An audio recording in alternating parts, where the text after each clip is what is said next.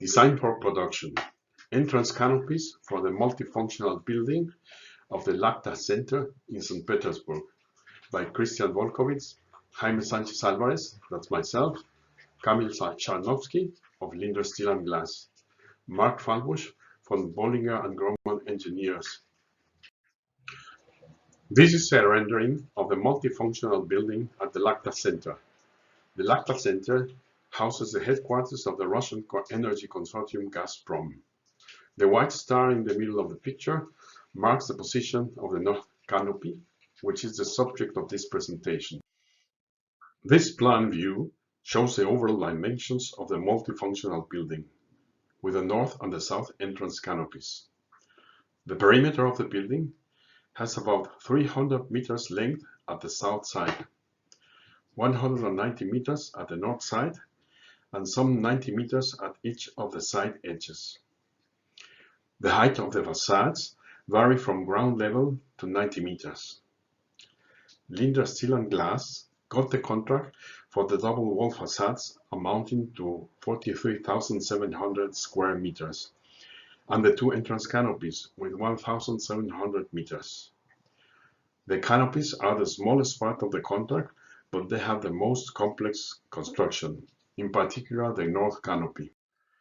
The external surface of the north canopy is divided in two planar and one curved surface. In a cross-section view, the vertical plane facade surface connects continuously in its lower part to the almost horizontal planar surface of the cantilever through a simply curved surface.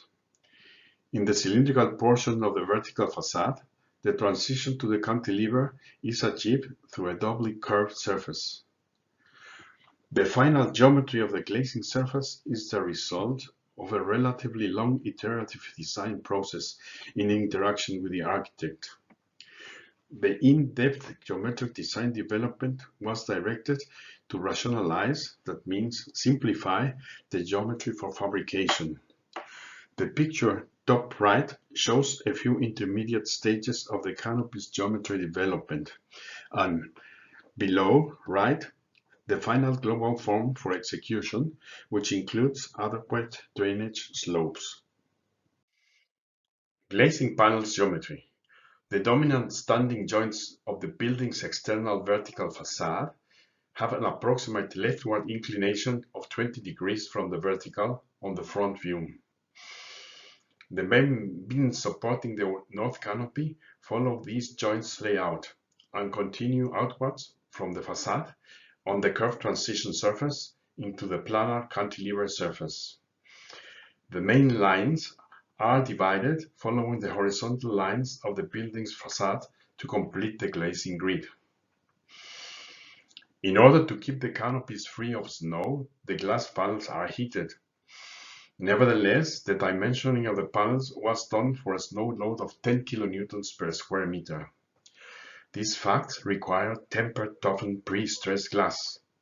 The thermal pre-stressing of freeform panels was not possible at the time of fabrication.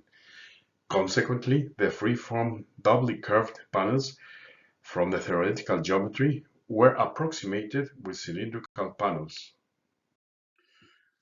The multi-layer construction. A primary objective of the supporting structural design was the congruent combination of load transfer and geometry.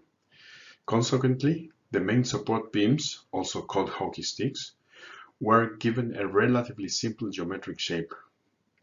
Thus, a main beam is plain and bent about one axis, and it has a rectangular cross-section with a continuously variable height along its long axis. The geometric matching between supporting structure and glazing surface is achieved with the transition secondary section solving the gap. The deviation of the cylindrical panels from the original freeform panels is additionally taken by an aluminium section over the transition piece. Structural system. The task for the structural designers consisted in realizing a long canopy of about 74 meters with a cantilever of 8 meters, developing out of a vertical facade with a slanted structural grid, as free as possible of constraint forces, being the system subjected to high design loads of up to 10 kilonewtons per square meter. The inclined layout of the facade's main beams causes that the cantilever is subjected to biaxial bending and torsion. These effects were counteracted by connecting the main beams with horizontal members, adding extra diagonals to stiffen the structural grip, thus reducing deformations and preventing the glass panels to contribute with the structural work. The larger problem of constraint forces due to temperature differences between the warm interior and the cold exterior of the building was solved by an interface support system of external horizontal distribution beams statically fixed to the slabs of the building, from which the main beams of the canopy were hung by means of a hooked nose in a specially devised opening, free of temperature constraint forces. Fabrication and assembly. On the left, a welded plain hockey stick or main beam, with top and bottom flanges bent in one direction, assembly on a horizontal jig. On the right, coated main beam, end plate with holes to connect with continuation beam. Here, on the left, pre-assembly of hockey sticks on 9-meter long distribution beams to ensure fitting on site. On the right, note pairwise beams connected with secondary beams and diagonal bracings. The construction on site, hockey sticks or main beams on back distribution beams. On the right hand side, hockey sticks, secondary beams and diagonal bracing.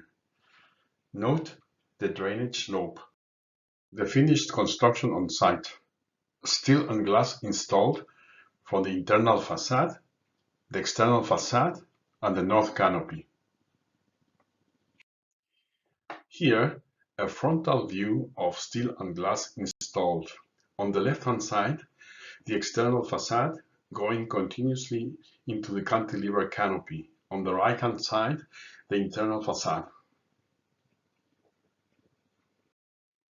The project participants.